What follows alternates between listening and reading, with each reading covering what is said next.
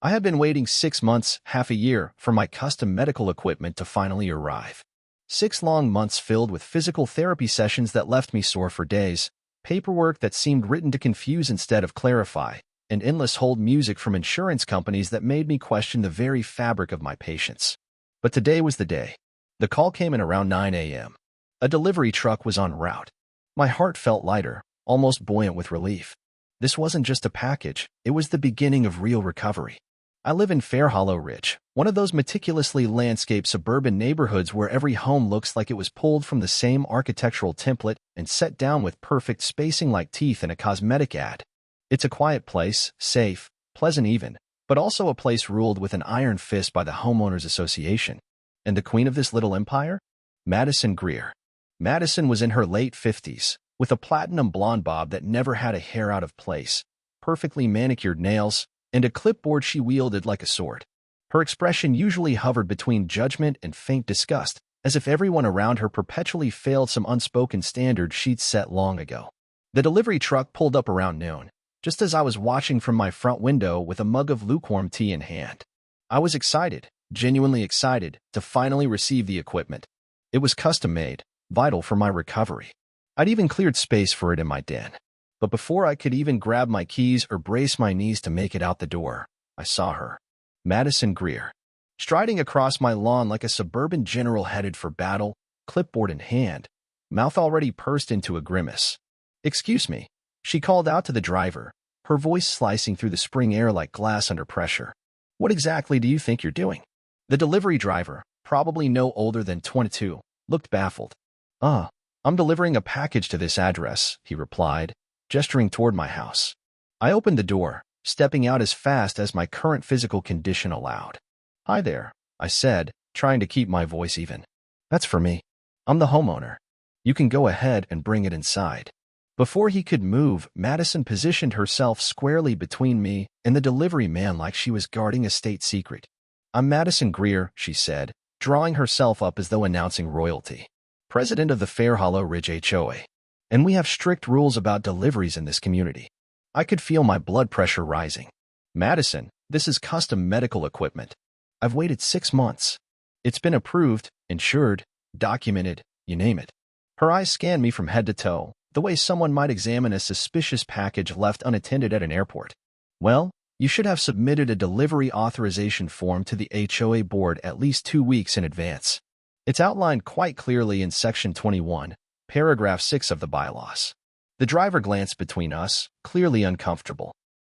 Ma'am," he said, addressing me now, "I just need a signature so I can finish this delivery and head to the next stop." Madison turned toward him with a saccharine smile that didn't touch her eyes. "Don't worry. I'll take care of this package.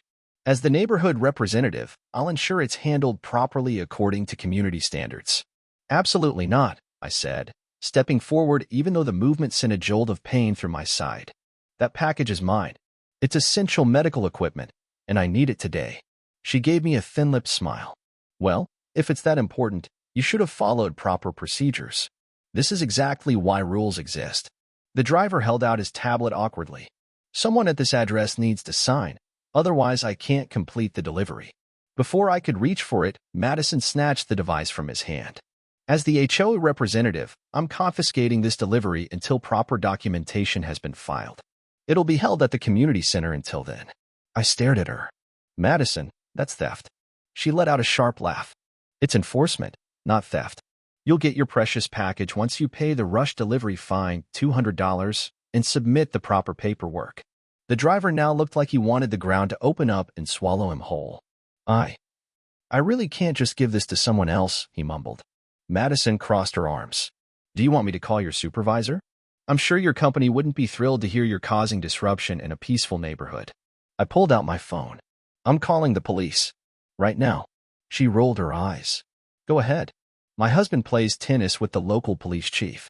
They understand the importance of keeping standards." I locked eyes with her as I spoke into the phone. "Yes, I'd like to report a theft in progress. Someone is attempting to take my medical equipment." While I was on the call, Madison had somehow convinced the delivery driver, likely desperate to avoid confrontation, to load the equipment into her oversized luxury SUV parked across the street. By the time I hung up, she was already closing the trunk. You'll get it back, she shouted through the open window as she started the engine, when you've learned to respect the rules. I've just described your vehicle to the police. I called after her. This is grand theft. She waved dismissively as she drove away. 20 minutes later, 2 police cruisers arrived. I explained everything, showed them my confirmation emails, medical paperwork, delivery tracking information, and even scrolled through the HOA bylaws on my phone to show there was no such clause about delivery authorization forms. One of the officers, Detective Marcus Hale, took detailed notes. So she knew this was medical equipment, he clarified. She acknowledged it, out loud, I said, and still took it. He nodded grimly. That crosses a legal line. The value puts it into felony territory. And since it's medical equipment, that adds potential federal charges. He radioed dispatch to send officers to Madison's home. While we waited, I explained her history of rule enforcement, the petty fines, the surveillance, the endless memos. Power does strange things to people, Detective Hale murmured. But this is criminal. An hour later, he returned with a smile. 2 officers were unloading the equipment from a cruiser. We got it, he said. Ms. Greer was less than cooperative. But she didn't have much choice once we explained the charges. I nearly cried with relief. Thank you, I said, voice trembling. Is she under arrest? Grand theft of medical property. It's a felony, up to 3 years in state prison and up to 10 grand in fines. Her attorney will likely try to negotiate, but she's facing real consequences. My phone buzzed. Dozens of notifications. Word spread fast in Fairhollow Ridge. The HOA board was calling an emergency session. Emails went out about a regrettable leadership incident. Change was coming.